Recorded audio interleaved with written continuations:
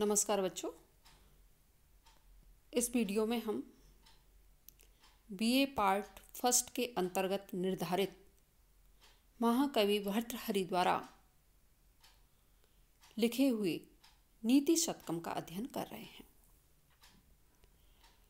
नीति शतकम में आज हम सज्जन पद्धति का अध्ययन कर रहे हैं। सज्जन पद्धति के विषय में आप इससे पूर्व के वीडियो में भी पढ़ चुके हैं और आगे देखिए।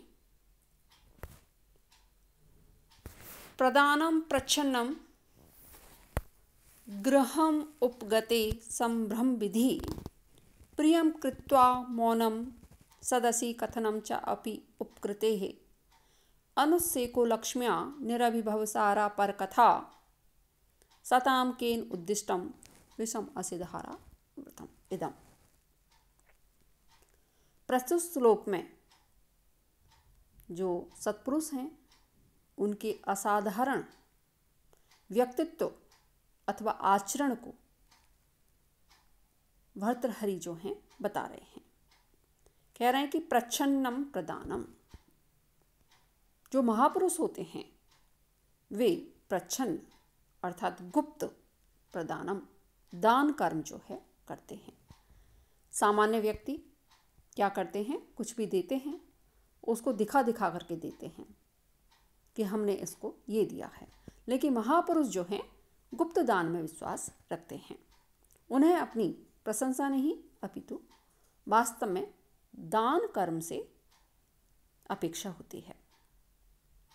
गृहम उपगते संभ्रम विधि, यदि कोई व्यक्ति घर पर आता है, चाहे प्रार्थी हो, याचक हो या अन्य कोई भी हो, उसका अभिवादन संभ्रम विधि अभिवादन आदि सत्कार, या जो अगर कोई याचक है तो उसको जितना हो सकता है दे करके क्या करते हैं, उसका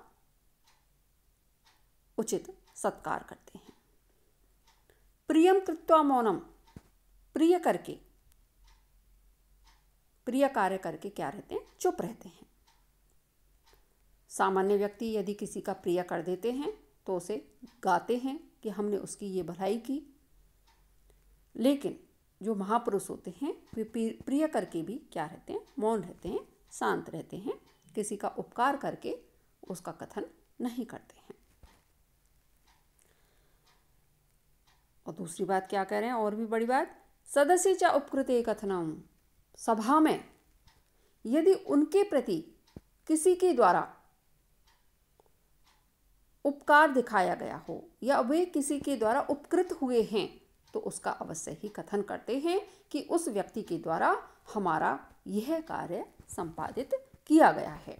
जबकि सामान्य व्यक्ति क्या करते हैं कि सभा आदि होती है, उसमें यदि किसी ने आपके साथ अच्छा किया है तो उसे कभी भी नहीं बताएंगे, बल्कि यदि किसी के द्वारा अनजाने में भी उनके प्रति ऐसा व्यवहार हो गया है जो अनुचित था तो उसको सब जगह कहते रहेंगे, उसको अवश्य ही बताएंगे। लेकिन महापुरुष व्यक्ति जो हैं वे किसी और के द्वारा किए हुए भलाई के कार्य को अवश्य ही सभा में बताते हैं कि उसने मेरे साथ इतना अच्छा कार्य किया है। लक्ष्म्या अनुसे कहा, लक्ष्मी आने पर या लक्ष्मी जो है उसे लक्ष्मी से वो गर्व नहीं करते हैं, या जब धन संपत्ति प्राप्त हो जाती है तो उन्हें घमंड नहीं होता है। निरभिभवसारा पर कथा, जो सांसारिक दूसरे लोगों की निंदापरक कथाएं होती हैं, बातें होती हैं, उन बातों में उनकी कोई भी रुचि नहीं होती है या निंदा करना उनके स्वभाव में नहीं होता है। इदम विषमम असिधाराव्रतम सताम केन उद्दिष्टम, इस प्रकार का दुष्कर असिधारा, असि अर्थात तलवार की धार के समान, जो तीखा तलवार की धार पर चलने के समान जो यह कठोर व्रत है, यह सताम केन उद्दिष्टम, सज्जन जो हैं उनको किसके द्वारा बताया गया, अर्थात किसी के द्वारा नहीं बताया गया, यह तो उनमें स्वतः सिद्ध ही प्राप्त होता है। कहने का अभिप्राय ये है कि जो महापुरुष होते हैं वे प्राय जो सामान्य व्यक्ति होते हैं वे तो दान देकर के क्या चाहते हैं, दानवीरों की सूची में अपना नाम चाहते हैं, प्रसिद्धि चाहते हैं। पर जो महापुरुष होते हैं वे गुप्त दान में ही विश्वास रखते हैं। सच्चा दान जो है वह गुप्त दान ही कहा गया है। प्राय लोग किसी याचक या प्रार्थी के आने पर यह समझकर कि अब इसे कुछ देना पड़ेगा, उसका क्या करते हैं, अनादर करने लगते हैं जिससे कि वह चला जाए। किंतु महापुरुष जो हैं वे उसका भली भांति सत्कार करते हैं, सद्व्यवहार करते हैं और घर में याचक के आने पर उसका प्रत्युत्थान, अभिवादन आदि सत्कार तुरंत होना चाहिए, ऐसा वो करते हैं। और यही वास्तव में क्या है, समुचित व्यवहार है। लोगों की ऐसी प्रवृत्ति होती है कि यदि वे किसी का कोई प्रिय कार्य कर देते हैं तो स्वतः उसका क्या करते हैं, बखान करते हैं, आत्म प्रशंसा चाहते हैं या आत्म प्रशंसा करते हैं। किंतु दूसरे ने यदि उनके प्रति क्या किया है, उपकार किया है, तो वो कैसे रहते हैं, चुप रहते हैं। पर ऐसी प्रवृत्ति कैसी होती है, वास्तव में निंदनीय होती है। दूसरे का प्रिय करके चुप रहना तथा दूसरे के द्वारा किए हुए उपकार का सर्वत्र प्रशंसा पूर्वक कथन करना उचित है। धन पाकर के लोग क्या हो जाते हैं, घमंडी बन जाते हैं और दूसरों के कार्यों या बातों जो हैं उनकी निंदा करने लगते हैं। पर कवि का कथन है कि लक्ष्मी पाकर गर्वित नहीं होना चाहिए और दूसरों की बातों पर उनकी जो निंदा है वह नहीं करनी चाहिए। वस्तुतः आत्मश्लाघा और पर निंदा दोनों ही क्या हैं, त्याज्य हैं। यही सन्मार्ग है। आत्म प्रशंसा परगर्हाम अपि च वर्जियेत। सज्जनों में ये उक्त गुण और सद्व्यवहार स्वाभाविक रूप से पाए जाते हैं। उन्हें ऐसा आचरण करने के लिए किसी के द्वारा कहा नहीं जाता, बल्कि वे स्वयं प्रेरित होते हैं या उनके स्वभाव में ही सद आचरण विद्यमान रहता है। प्रदानम प्रच्छनम पकार की आवृत्ति है बच्चों, यहाँ पर अनुप्रास अलंकार है। चा धन अपि, यहाँ दीर्घ संधि है। अपि धन उपकृति, यहाँ यण संधि है। लक्ष्मी धन, लक्ष्म्याम, लक्ष्मी यहाँ पर आपकी यण संधि है। केनोद्दिष्टम, केन धन उद्दिष्टम गुण संधि है। शेष आप देखिए, हाँ आगे देखिए। नम्रत्वेन उन्मत्तः परगुण कथनै स्वान् गुणान् ख्यापयन्तः स्वार्थान् सम्पादयन्तो वितत प्रथुतराभ्यन्तः परार्थे क्षान्ति एव आक्षेप रुक्ष अक्षर मुखान् दुर्जनान् दुखयन्तः संता साश्चर्यचर्या जगति बहुमता कस्य न अभर्जनीया। प्रस्तुत श्लोक जो है इसमें असाधारण गुणों के आश्रय से ही लोग जो हैं वो कैसे बनते हैं, सर्व पूजनीय होते हैं या सर्ववंदनीय होते हैं। इस बात को बतलाते हुए कवि कह रहे हैं कि नम्रत्वेन उन्मत्तः, जो महापुरुष हैं या सर्व पूज्य व्यक्ति जो हैं वे विनम्रता के द्वारा या नम्र व्यवहार से ही उन्मत्तः उन्नति को प्राप्त करते हैं। या नम्र व्यवहार जो है वही मनुष्य की उन्नति का कारण होता है। परगुण कथनै स्वान् गुणान् ख्यापयन्तः, जो दूसरे व्यक्ति हैं उनके गुणों का कथन करते हुए अपने गुणों को प्रकाशित करते हैं।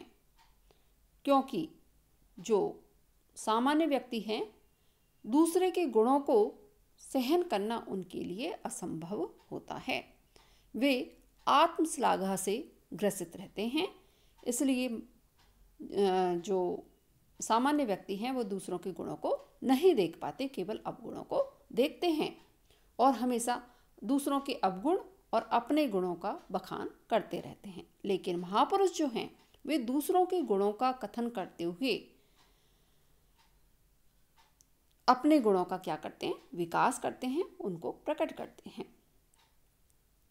आगे कह रहे हैं, आक्षेप रुक्ष अक्षर मुखर मुखान दुर्जनान क्षांत्या एव दुखियंता। आक्षेप रुक्ष, विविध प्रकार की जो आक्षेप हैं उनको दिखाते हुए, या जो मतलब एक तरह से जो आक्षेप हैं यानी उनके ऊपर जो विविध प्रकार के निंदा से युक्त जो कठोर वचन हैं, ऐसे कठोर अक्षरों वाले और जो मूर्ख व्यक्ति हैं, ऐसे दुष्ट जनों को क्या करते हैं, क्षमाशीलता के द्वारा ही क्या करते हैं, तिरस्कृत कर देते हैं। सॉरी बच्चों, एक पंक्ति रह गई। स्वार्थान संपादयन्तो वितत प्रथुतर आरंभ यत्ना परार्थे। कह रहे हैं कि स्वार्थान संपादयन्तो वितत प्रथुतर आरंभ यत्ना, विस्तृत और व्यापक जो कार्य का आरंभ है उसमें उत्साह वाले, अर्थात जिनमें विस्तृत और विशाल कार्यों के करने का उत्साह है, ऐसे ये महान कार्यों को करते हुए स्वार्थान संपादयन्ता, जो स्वयं के प्रयोजन हैं उनको सिद्ध करते हैं। अर्थात दूसरों के कार्य साधन में ही परम उत्साहपूर्वक संलग्न रह करके अपने जो प्रयोजन हैं उनको इनके द्वारा सिद्ध किया जाता है। क्षांति एव आक्षेप रुक्ष अक्षर मुखर मुखान दुर्जनान दूषयन्तः। निंदा से परुष या कठोर जो अक्षर हैं उनसे वाचाल मुखों वाले, अर्थात जो लोग पर निंदा में कठोर वाक्यों का प्रयोग करते हैं और अपने को वाचाल मानते हैं, ऐसे दुष्ट व्यक्तियों को क्षांत्या एवं क्षमाशीलता के द्वारा ही क्या करते हैं, तिरस्कृत या दूषित करते हैं। करते हुए जो साश्चर्यचर्या, आश्चर्य से संपन्न आचरण करते हुए जगति बहुमता, जो संसार है उसमें बहुमता बहुत अधिक सम्मानित होते हुए संतहा, जो सज्जन व्यक्ति हैं, कस्य वर्जनीय ना, किसके पूजनीय नहीं होते, अर्थात सभी के द्वारा पूजे जाते हैं। कहने का अभिप्राय ये है कि जो सज्जन व्यक्ति होते हैं वे आत्मश्लाघा नहीं अपितु पर उपकार के द्वारा अपने गुणों का विकास करते हैं, जिसके कारण वे संसार में सभी के द्वारा पूजे जाते हैं। भावार्थ रूप में हम लिख सकते हैं कि नम्र व्यवहार या विनम्र व्यवहार जो है वही क्या होता है, उन्नति का साधन है। कठोर तथा गर्वपूर्ण व्यवहार से लोग कैसे होते हैं, तिरस्कृत ही होते हैं। अतएव सत्पुरुष कैसा करते हैं, विनम्र व्यवहार ही करते हैं और उसके द्वारा अपनी उन्नति करते हैं।